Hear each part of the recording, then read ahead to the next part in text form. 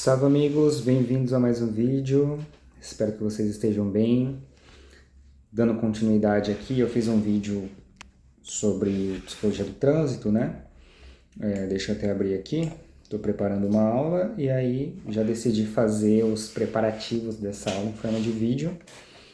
No vídeo anterior eu trouxe um pouco do que é psicologia, do que é trânsito e do que é psicologia nesse contexto, né, de tráfego, de trânsito. A história da psicologia do trânsito no Brasil, trouxe alguns elementos, esse desenvolvimento histórico aqui no nosso contexto brasileiro e alguns autores aí, e como essa área foi se consolidando com o passar do tempo. As políticas públicas, né? O avanço científico, a importância da psicologia para a prevenção de acidentes e assim por diante, né? E agora eu vou trazer um pouco mais sobre a parte cognitiva, que seria a parte 2, né? Os processos cognitivos no contexto do trânsito. Então, à medida que a psicologia do trânsito foi se consolidando como área científica e profissional, tornou-se cada vez mais evidente que dirigir não é apenas um ato motor ou automático. Então, dirigir um veículo envolve uma interação muito complexa do nosso sistema cognitivo, neuropsicológico, onde entra elementos como a nossa percepção, a nossa atenção, e aí existem vários tipos de atenção, né? Quando a gente fala de atenção, existe a atenção sustentada, alternada, atenção executiva e assim por diante. Entra a nossa memória, e também há vários tipos de memória. Existe a memória de longo prazo, de curto prazo, existe a memória operacional e assim por diante, né? Várias memórias. A velocidade de processamento, então a gente processa a informação de formas distintas, é importante a gente saber disso. A nossa capacidade de fazer escolhas, tomar decisões, isso é extremamente importante no trânsito. A nossa autorregulação emocional, porque além de todo esse funcionamento cognitivo, há o nosso lado emocional. Então você está ali sob estresse, atento, passa embreagem, marcha, dá seta, vira para a esquerda, vira para a direita e chega um motoqueiro e passa na sua frente. Você já está em um momento de estresse. E aí acontece tudo isso, né? O nosso emocional, às vezes, a gente fica mais suscetível a gente se desregular e a gente arruma uma confusão no trânsito, né? E as nossas funções executivas, que é, de maneira bem simplificada, as nossas capacidades de flexibilidade, de conseguir sustentar a atenção numa coisa só, mesmo quando há outros distratores, a nossa capacidade de utilizar as nossas habilidades cognitivas para aquele fim sem interferentes. Então, resumidamente, isso é função executiva. Então, basicamente, o trânsito exige que o cérebro realize múltiplas operações simultaneamente e muitas vezes em fração de segundos. Então, assim,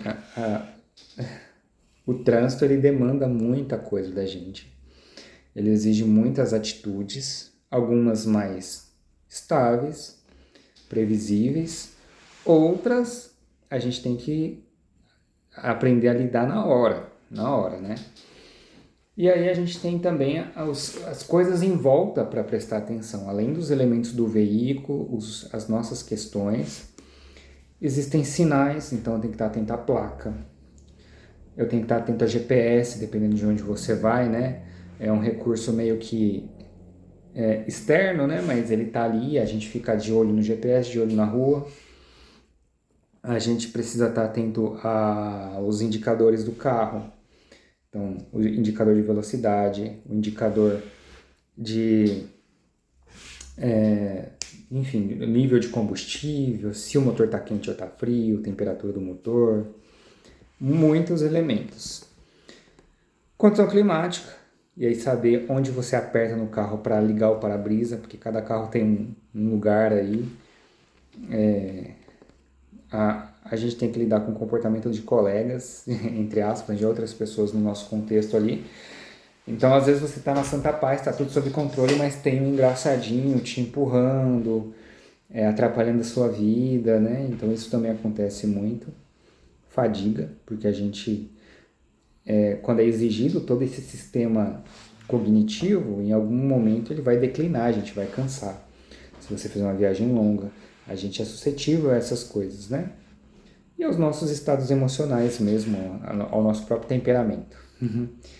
Então, são duas máquinas que estão em funcionamento. É o veículo e o nosso organismo que está ali em funcionamento. Então eu vou destrinchar um pouco desses elementos cognitivos que são mais presentes quando a gente dirige. Então tem a atenção. A atenção ela é muito utilizada no contexto de trânsito, né, o tempo todo. Então a gente precisa estar utilizando a nossa atenção sustentada para aquilo que a gente está fazendo, olho na estrada, foco naquilo, foco nos controles do carro, mas ao mesmo tempo uma atenção alternada, porque eu preciso pisar na embreagem, passar a primeira marcha, soltar a embreagem, acelerar na medida certa. E para isso eu preciso direcionar com as minhas funções executivas os meus recursos cognitivos para isso e ignorar o mundo, né? Ignorar muita coisa para a gente conseguir responder adequadamente. Então, uma das coisas que a gente avalia é a capacidade de atenção do sujeito, se ele consegue sustentar a atenção, quais são os níveis de atenção aí. Então, temos essa parte. Então, a atenção concentrada, como eu disse, né, que é a capacidade de manter o foco contínuo em uma tarefa específica, né, fazer aquela tarefa por um longo período. A atenção dividida, que é dirigir enquanto eu manipulo o veículo, olho o retrovisor, então é um ciclo. Você olha para o retrovisor, olha para frente, olha para o outro, olha para cima, olha para o painel do carro, dá uma olhada no GPS, enquanto o seu corpo, a parte que você não utiliza com a visão, está fazendo outras coisas, que é pisar na embreagem, assim por diante. Então a atenção dividida entra nesse contexto. E a atenção alternada, que é a capacidade de a gente mudar de foco rapidamente. Para isso, a gente precisa de ter uma flexibilidade cognitiva, porque pessoas, por exemplo, com TDAH, que tem uma dificuldade atencional e nas funções executivas, às vezes tem essa dificuldade em alternar a atenção, porque elas estão tão atentas a determinada coisa que ignoram outras coisas. E aí elas parecem desatentas, né? Mas na verdade é uma dificuldade de flexibilidade cognitiva que os testes revelam, né? Existem testes que nos ajudam a identificar isso. Então, a atenção concentrada, dividida, alternada, sustentada, né? Que é a capacidade da gente manter o nosso desempenho atencional por um longo período. Então, essa é a diferença da atenção concentrada para sustentada. A concentrada é você ficar num determinado estímulo. A sustentada é você ficar num determinado estímulo por um longo período. Tudo isso combina muito com as funções executivas. Para mim, isso é função executiva, né? Quando eu avalio alguma pessoa, esses elementos já vão compor muito do que a gente entende por função executiva. Mas aí, nas funções executivas, entra também planejamento. Então, por exemplo, quando você vai virar numa determinada via, mas tem carro passando, a gente precisa ter uma noção mínima da velocidade que a gente vai entrar, se vai dar tempo, se o outro carro não vai frear em cima. Então a gente está sempre planejando, né, as nossas ações ali. Capacidade de controle inibitório, que é frear o nosso organismo, as nossas impulsividades. A flexibilidade cognitiva, como eu já comentei. A gente monitorar o nosso próprio comportamento, né, também. A gente está sempre com uma consciência sobre nosso corpo, sobre nossa atenção. Isso é extremamente importante, porque às vezes a gente confia demais no nosso taco, né, mas às vezes a gente está cansado, às vezes a gente é desatento. Infelizmente pode acontecer. E é bom a gente perceber esses elementos surgem nos testes que a gente aplica ali com as pessoas, né? E a gente se regular. Então também às vezes acontece da gente frear em cima do cachorro e a gente fica puto da vida, nervoso, e a gente respira fundo, se reorganiza, porque a gente precisa continuar atento às questões ligadas ao trânsito ali. Então essa é uma capacidade muito importante. E aí, todos esses elementos cognitivos eles vão surgir como? Decidir ultrapassar ou não, controlar nossa agressividade, respeitar os limites, adaptação a imprevistos, né? E evitar respostas precipitadas. São comportamentos aí que acontecem, que pode, dependendo de como for, pode colocar em risco a nossa atuação no trânsito, né? O nosso comportamento no trânsito, como impedir o risco. Então, utilizar esses nossos recursos cognitivos e emocionais é extremamente importante. E eu trago isso para a nossa visão de psicólogo, que a gente tem que estar, quando a gente está fazendo ali uma avaliação, a gente tem que estar prestando atenção nesses elementos, com embasamento, com testes psicológicos, com ferramentas, numa anamnese bem aplicada, com uma entrevista clínica bem aplicada para a gente conseguir dar suporte e, enfim, avaliar a pessoa para aptidão a dirigir, né? Tem um ponto aí de percepção e tempo de reação, que também é muito importante. Então, dirigir vai exigir da gente um processamento rápido de informações ambientais. E aí entra essa questão de a gente perceber o estímulo, interpretar seu significado, decidir uma resposta e executar uma ação motora. Então, é todo um mecanismo, né?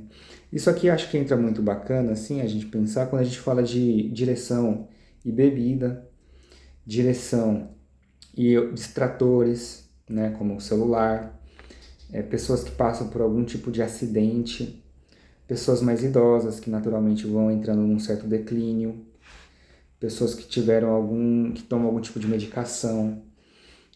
Tudo isso é importante a gente avaliar para a gente saber se isso não vai interferir no funcionamento aí da pessoa e na reação, na percepção, né? Se a pessoa está bem ou não está bem, às vezes a pessoa está meio deprimida, isso interfere, né? O nosso organismo traz ali coisas que vão interferir. Às vezes a pessoa, tanto que muita gente que tem questões de saúde mental, alguns relatos, né? Eu vou jogar o carro não sei aonde e tal.